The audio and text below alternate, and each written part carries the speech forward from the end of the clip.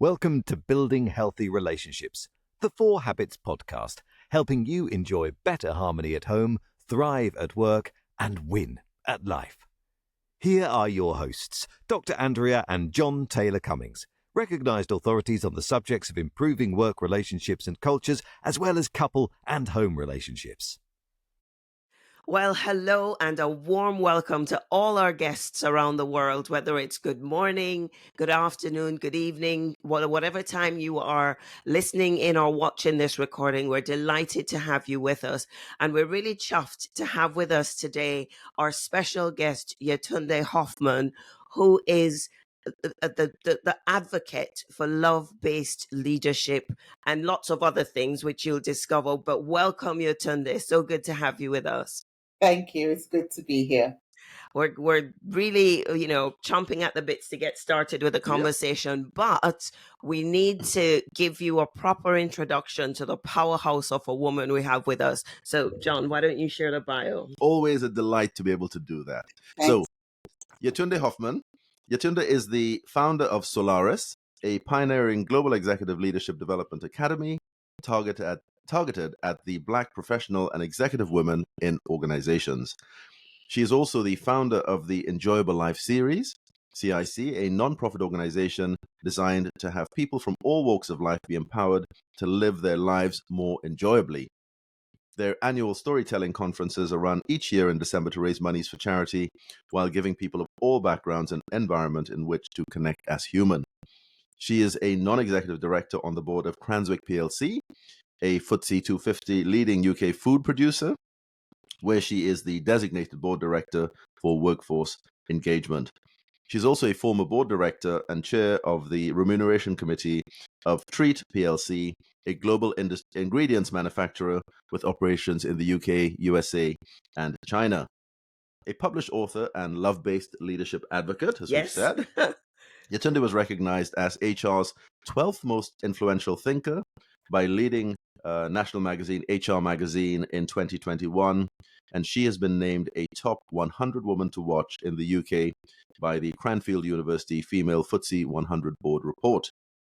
In 2021, she was made a chartered companion of the CIPD, that's the Chartered Institute of Personnel and Development, in recognition of her contribution to the achievement of the Institute's global ambitions and service to the HR profession. So when we say powerhouse, we mean it. Well, powerhouse underscored and in bold. So, we are so looking forward to this conversation, Yetunde. And I think maybe a great place to start would be to give us a little bit of the backstory.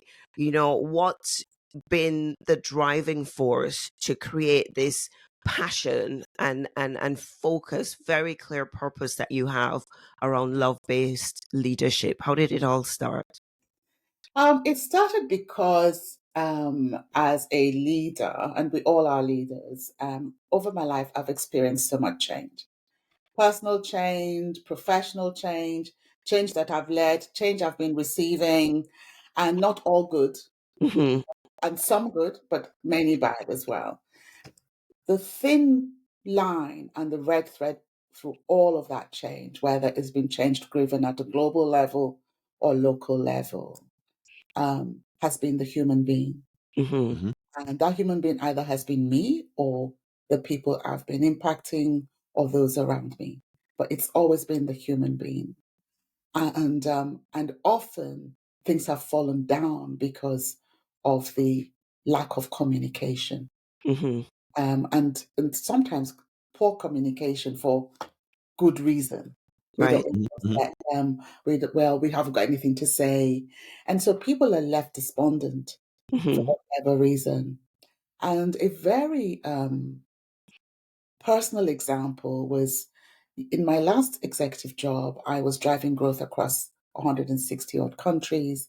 I was responsible for looking at the whole transformation, the whole operating model change of this global business, from one that was cost-focused and manufacturing-led to be more top-line focused, growth-led, and consumer marketing-led. Big change for a company that had grown significantly by acquisition. So I was given the privilege, an opportunity, the honor really, to drive this program. And it was also at a time when there was going to be change at the EXCO level. The CEO was Right. going to be a new one coming in. So you can imagine Massive.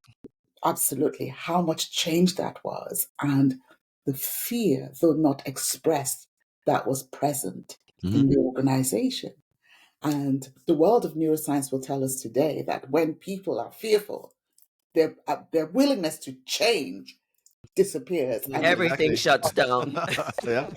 would be the same. You hold on to what you know, but nobody says that. Yeah. Instead, it's only very nice platitudes, all the reasons why not. Why can't this happen? Why this shouldn't happen? And what I started to feel in me was actually, we all are human. And if we took the opportunity to relate as such, there'll be so much more that could be achieved. Indeed. Took an opportunity to explore, to understand, to listen. Actually, maybe the very change we're trying to make happen may happen faster. And so this passion of mine came through the experiences I've had, Mm-hmm. culminating in the one I've just described to you. Mm-hmm. That actually, if we all operated at our very best, free from the fear of judgment, the fear of censure, a place where I'm accepted by myself and others, wouldn't that be awesome? Wouldn't we know that we could solve problems together, drive the change we want to see? Because in an organization, surely everybody wants success for Indeed. themselves, the teams. So if we had that as an understanding and as a premise, how much more could we achieve? That's where my passion started to come from. Amazing. And, when you say it, it makes so much sense. One of the lines we like to use is that people make decisions emotionally, but they justify them logically. And we spend so much time defending the logic. If we would just pause and allow the emotions to be acknowledged and heard, they would do the change themselves. Absolutely. But how do you bring that understanding into an organization, bring it alive, make it work where, some people struggle to even accept themselves, let alone accept others?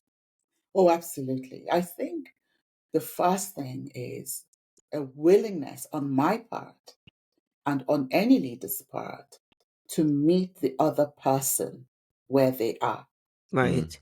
rather than expecting the other persons to meet me where I am. Mm-hmm.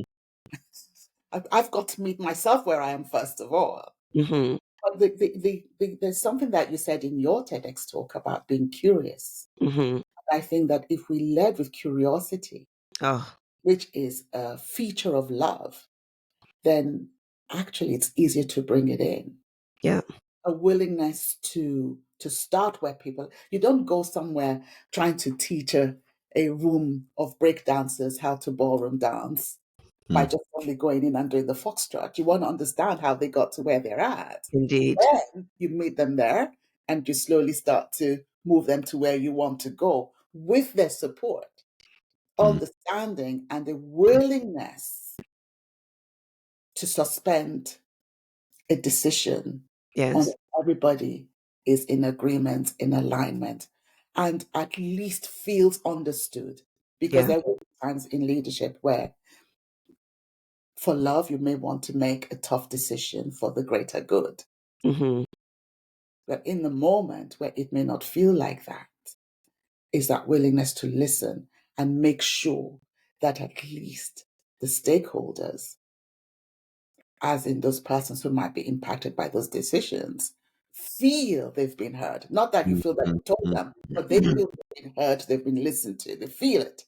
Mm-hmm. And then you're more likely to have grace when you make that tough decision. Yeah. I want to pick up on some of these words here, Yetunde, because we should have mentioned actually that Yetunde is also a TEDx speaker. We didn't mention it didn't Indeed. make it into the bio. The bio is so full of good stuff. Didn't even make it in there. Check out that Check out TEDx. the TEDx talk, and in there she talks. She talks a lot about love and leadership. But I want to pick up on that word that you've mentioned, love. You've mentioned grace.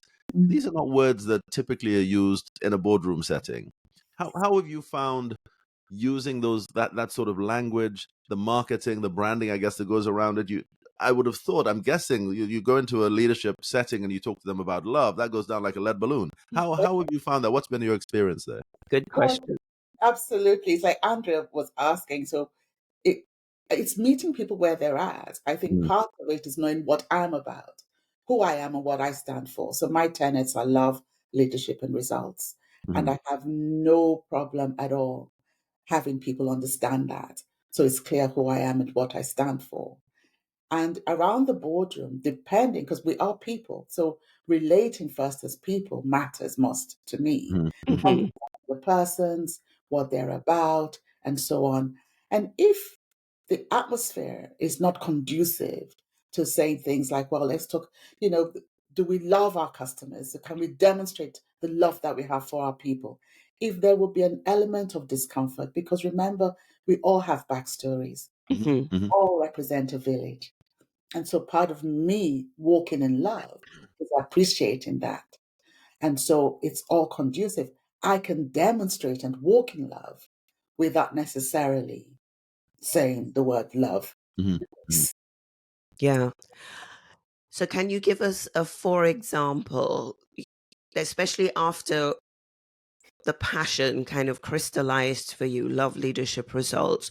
Can you give a for example where you had a challenge that you were invited to address to create a more love-based leadership approach and the results that you got from that? Yes. Oh, wow. Well, I'll give two examples. The first was in the home, we are leaders everywhere, whether at home or at work.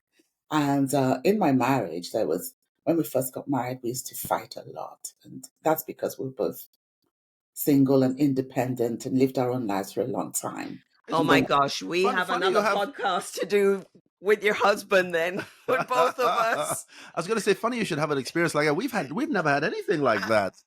Anyway, sorry, we digress. We understand. We feel your pain. Do one with him because I'd be interested to see, or even with the two of us, but maybe definitely one with him because we were like this. Yeah. Yep. And we were like that because we both were independent, had our own ways. We were in our jobs. He's German, I'm Nigerian background, lived in England a long time. So Anglo-African. He had his own way. I had my own way. Who was right, incidentally? Stop interrupting. I was right. I think it was the same. And I promise you, we could have walked away from each other, but I think the way that we resolved that from a love-based leadership perspective, because I believe that, love is the most critical capability needed in the world today. Indeed, yeah. For leaders. And we're leaders at home, we are leaders at work, we are leaders in life. And I think what happened, we also are both people of faith. And we got to a place where we thought, well, do we want to end our marriage or do we want to be together? And I have to say, in that instance, my husband took the higher ground, and he always does. And that taught me something, that actually in leadership, it's not always having to be right. And in relationship, it's about doing what matters, reflecting what is important to you. Yeah. So in the interest of what was important to us both and to me and to him, we spend some time saying, what do we really want? Are we committed to our relationship? Are we willing to listen? Are we willing to understand? Are we willing to ensure that when we say it's done, it is done and it's in the past? And gradually that started to work for us. It boils down to communication. The way we relate is communicating. We communicate in so many ways.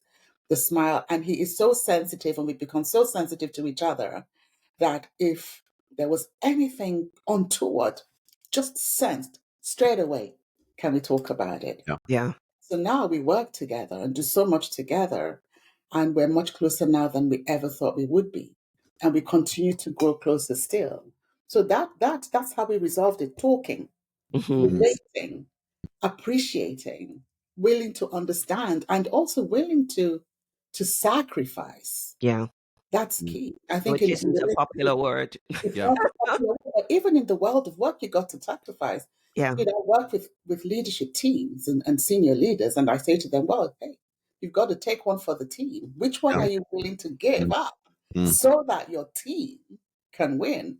And and from a coach's perspective and another leader's perspective is understanding and showing grace, because sometimes people, it's so important to them, they don't want to let go. Yeah. And that's really demands compassion, a willingness to listen, to cajole, to say, okay, how can we move?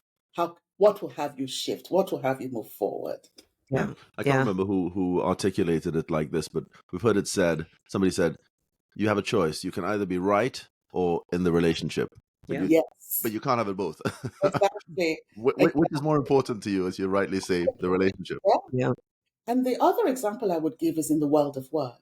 Hmm. Mm. And over the years, in developing a relationship I have with myself, which is why I talk about love being an unconditional acceptance of me and of you.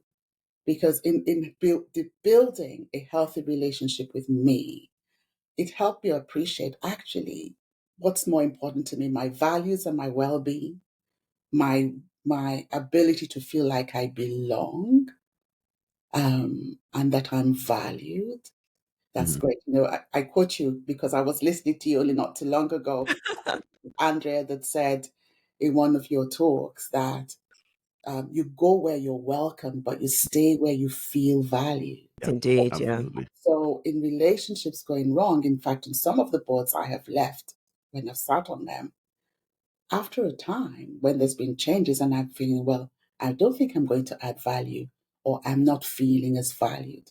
Mm. Yeah. But in my last job, my last company, I stepped out because I was thinking, well, actually, I'm not feeling celebrated here. My voice is not counting anymore. Do Mhm. I stay because of the material benefit, or do I move on because I know who I am, what I stand for, and I will get up on my feet? Well, I do the latter. So Mm. the way I resolved those various situations that didn't work was actually remembering who I am, what I'm about, what I stand for, Mhm. voting with my feet. Yeah. Because I don't think that anybody in the world should be martyrs to say, well, hey, I'm going to stay here no matter what, even though I'm losing my soul. I'm going Yes. to stay here. Actually, no, you've got to preserve your soul. And that's such a great point to springboard from, because I think pre-COVID people were a lot more willing to do things at and at the sacrifice of peace in their soul. Now, no more. And this whole idea of love-based leadership, at the time is now, because we realize that people want to be treated as people. If we and nobody There's so much change going on, nobody has all the answers, Mm. but if we can empower people to feel loved and valued and appreciated, and release them to give the best of themselves, then together we can come up with the solutions. Have you found that shift in the work that you're doing now, where it's embraced more readily and there's more to do? Oh, absolutely. It's amazing because a lot of times when I'm invited to speak or give keynotes, I always come back to love. Mm. And the audiences are more willing and more ready accepting of it. Hmm. Years ago, way back in the maybe 2013, 14, you'd get people saying, well, we know what you're about, but Can't say that here. Exactly. Yeah. Yeah. Uh-huh. I'm not sure about this love in the workplace thing, Yeah. Yetunde. How do we? But in fact, what people are willing to do more is explore it Hmm. Mhm. and be candid about saying, well, it might be difficult. And I'm willing to engage in a discussion that says, well, actually, when you talk about it from a place of what would be present if there was more love in the workplace, Mhm. what would be absent? What difference would it make? and then exposing the issues, what barriers might need to be overcome, what are the Mhm. features of it. So kindness, time, active listening, compassion, these are all being authentic, developing trust, being accountable, being responsible, Mhm. demonstrating commitment. All these are elements and evidence of a love-based culture and leadership. And therefore, what I find now is that people are willing to explore it, to talk about it. Leaders and organizations are, they may not necessarily want to land on the love word straight away, Mhm. but they might know that's the direction of travel, but they're willing to have a conversation about what it means to have it, Yeah, the difference it would make, because there's been so many things tried Mm, that haven't worked. You know, the world is still disengaged in the world of work. mm, There's still so much mental health issues. We still indeed. have so many confused teenagers at all levels across the world. We've got, mental health and breakdowns at the most senior levels. It's not going down, no matter Indeed. what you look at in the world. So we've got to, what could be the answer? Staring us in the face if and we're willing to explore it. Indeed. the label maybe is love, and nobody likes the label, but the actions are absolutely what they want. So it's we'll do all this love stuff, but let's not call it love. That's it. But it is absolutely the description of love that they want, and they want the benefits. So when you Wow. get let's say you get the senior leadership to buy into this idea that really we need to create a more love-based culture, model more love-based leadership. How to what level do you work? How do you get the organization kind of moving this massive ship in a different cultural direction? Yeah. The first step is awareness. Hmm. So important for all of us to know how we impact. The second step is appreciating that leadership is relational. Indeed. It's all one to one. It's not, it might be one to few, one to many, but you're received as one. Mhm. So even though you might be in a room full of 100 people or 1,000 people, each person receives you one to one, and Yeah. it may not exactly be the same.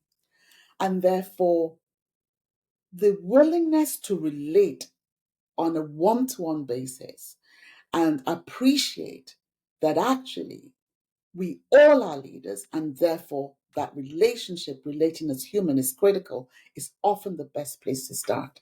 Yeah. One conversation at a time. Mm. I knew there would be so much synergy in our conversations because you're talking about love, we're talking about relationships, both of which in the past have been taboo, but essentially that's what we're saying is it's that one-to-one relationship and how you're impacting people that Absolutely. will determine whether they will come with you and be engaged or they'll shut down and give you the bare minimum until they find somewhere else to go. Yeah. Look, just and I love the way when we asked for an example, you just cross that personal professional divide Straight with away. such ease and grace because you're the one person, right? That's what we say to everybody. It's who you become. It's not just what you do at work. Wow, But I want to. What you do at home influences what you do at work, Mhm. and vice versa.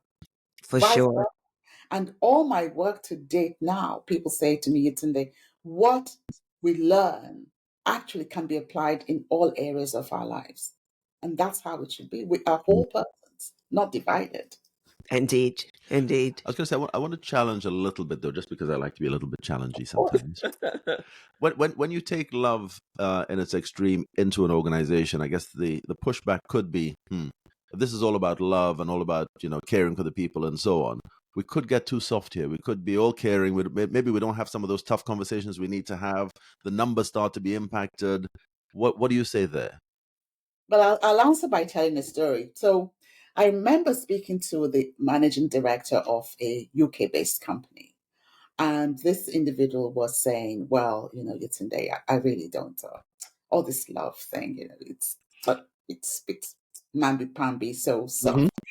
And then, we said, okay, so tell me about your team and talk to me about the individuals in your team who are the high performers in your view, and who are. And he said, well, great question, Yetunde. He said, well, my sales director is brilliant, really good man. He's worked with me for a long time, but he's always late on delivering the things I ask him for. Either it's a day or two or a week late. And it's starting to spill over into the timings that his team have in meeting some of our key clients. And in my frustration, sometimes I just go to his team directly and give them the instructions about what to do and ask them to come straight to me. And as he went on, I said, well, how would that sales director feel? He said, well, I haven't really thought about it, but I want to get it done. I respect him. And so I go to his people. I make sure he's in the loop. And then I said to him, I said, what's the worst case scenario if the sales director doesn't keep up? He said, well, he may have to lose his job. I might have to make a change. I said, there you go. In a love-based leadership environment, what would be different? Then the penny dropped. He said, well, I suppose I would take the time to have the conversation with him, which is not the most enjoyable. Exactly. Love-based leadership is tough love. It's tough. It's a willingness to say, I care enough about our relationship and the way you show up to have you understand how I am being impacted. Yeah. To have you understand the consequences of your actions. Because that sales director was completely oblivious to what was going on. And the problem. Obviously knowing he was delivering something like, it's going to be next week. We'll send the team out whenever. Thinking it's okay. And you're smiling. Now, when a person is a distortion of care, if we say, well, I don't want to upset you. I don't want to upset this sales director. I don't want to bring disharmony in, so I'll keep it to myself. Actually, that's distortion of care. That's selfish. It is. That's not caring. Yeah. And it usually is that because we don't have the skills and we are afraid to broach the conversation for fear of what will go. Yeah. And sometimes it might even, to show you how complex we are as human beings, it might even be if I say that and I break the relationship, he's going to think I don't value him at all. Yeah. And so love in leadership, the reason why it is the most critical capability needed is because in that environment, it's a leader's willingness to separate the behavior from the person. Indeed. It's Yeah. a leader's willingness to say, I know that my intention actually is to have you win. And therefore, this conversation is not going to be enjoyable for you and or me. But I am going to ignore that for a higher good. For the higher good. Have us both win for the sake of the team and what we're trying to achieve. That's love. I mean, and that's so beautifully said.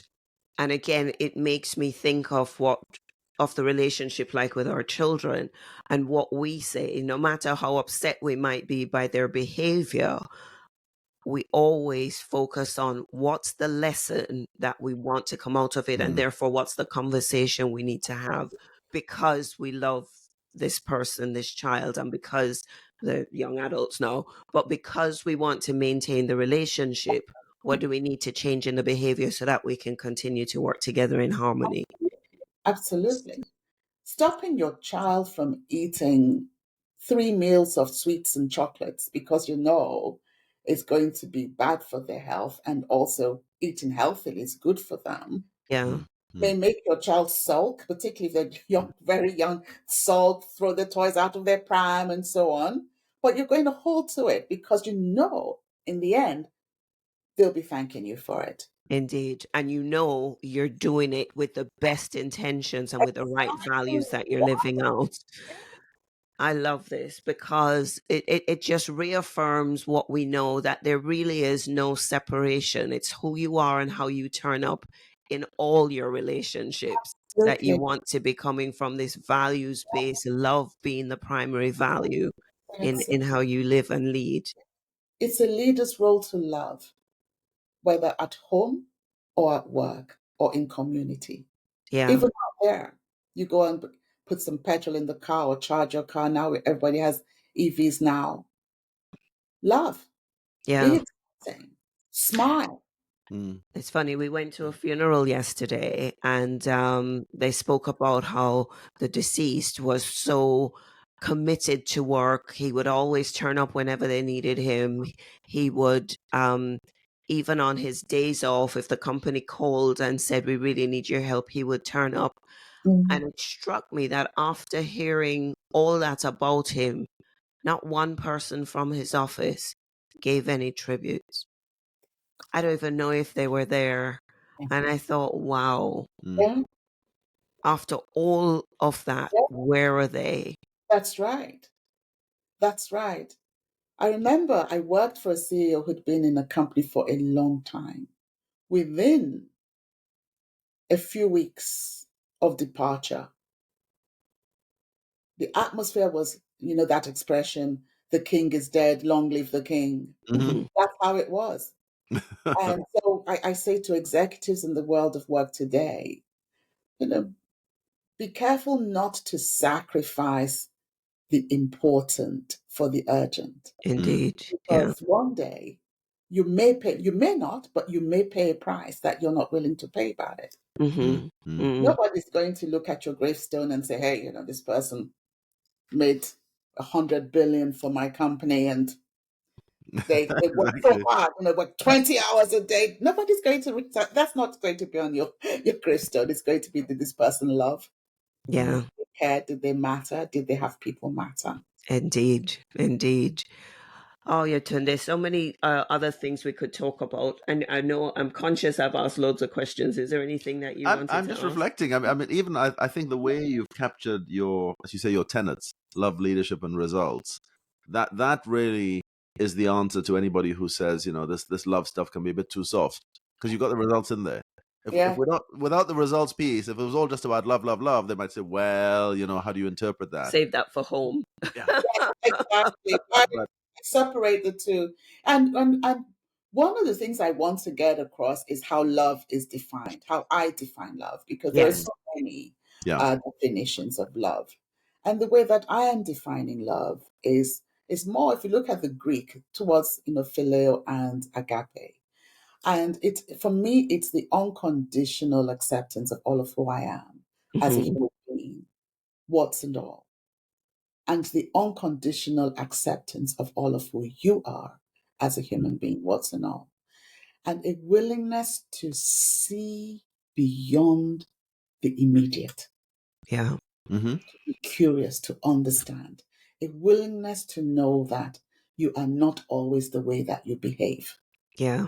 Because if you're having a bad day, you might be screaming and then tomorrow you're smiling. That doesn't mean that's how you are all of the Yeah. time. Yeah. So it's that willingness to just cut each other and myself too some slack. I am not always my behavior either. Yeah. Cut myself some slack. So that is how I'm defining love. And if we had more of that in the way we related at home, at work, in society, in community, the world could be, an even better place.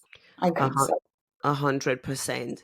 And that starting point of unconditional acceptance of self is so key, because quite often the way we act out and treat other people is a reflection of things that we're uncomfortable Yeah. about in ourselves or in our own lives. So tell us about your mentoring program, because I know you take people on that journey of becoming more self-accepting and therefore being able to shine brilliantly.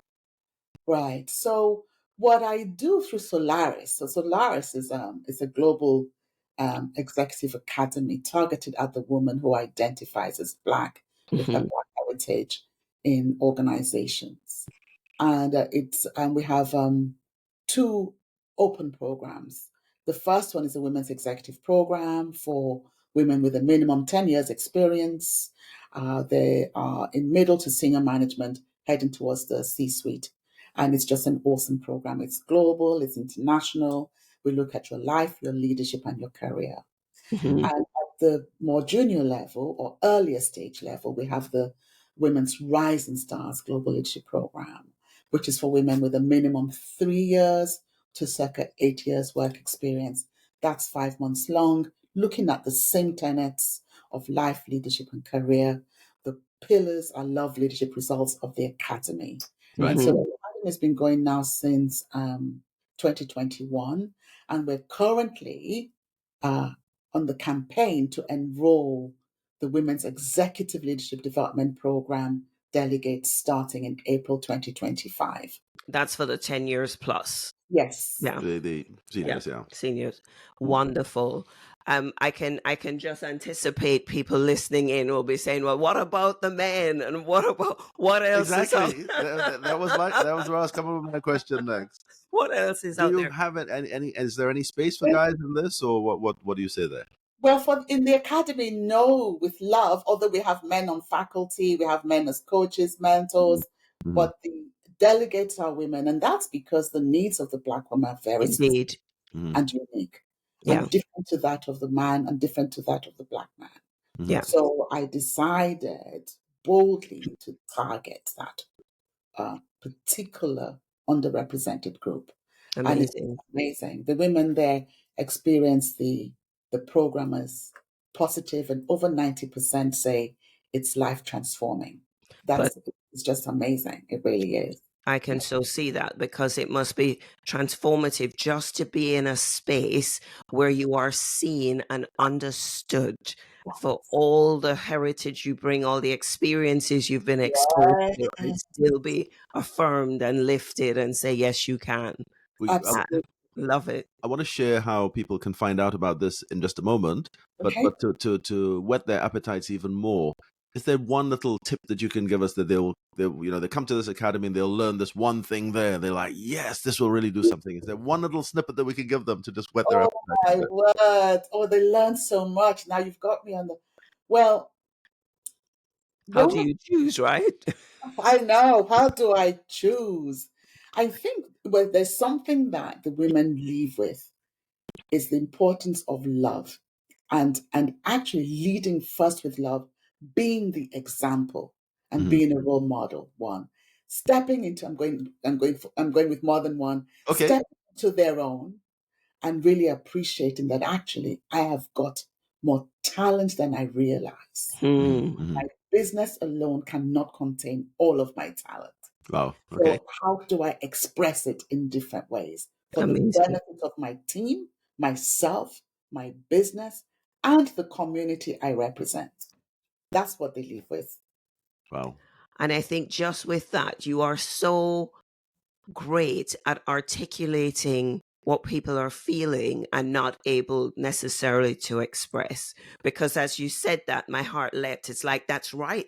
My business can't contain all of who I am, which is why I need to have these other expressions. Amazing. So, Yeah. how do people find out more about this? We can put of course, we will put the In the link in show the show notes. notes. But how do people find out? Absolutely. So they can go to Solaris has a website, solarisleadership.com. So you can just type that into the internet and find it. You can also find me on LinkedIn, Yetunde Hofmann on LinkedIn, and Solaris. We also have a LinkedIn page, so it's not difficult. It's quite easy to find us, and we welcome inquiries in all kinds of ways from anybody who meets the criteria or knows someone who does. Amazing. Some great, fabulous insights there. So many notes I've been scribbling here as we've been going. So I was going to ask, I know that, we've interjected and we've asked questions that took you down different paths. Is there anything, when you thought about the podcast, is there anything in particular that you wanted to share or you wanted to leave people with that we've not had the chance to touch on yet? Any final points or thoughts that you want to share? Thank you. Well, one of the things I learned in my training as a coach over the years was from a person who coached me. Mhm. And he said to me, Yetunde, in all relationship, in all transaction that you have, you've got to give without condition or not at all.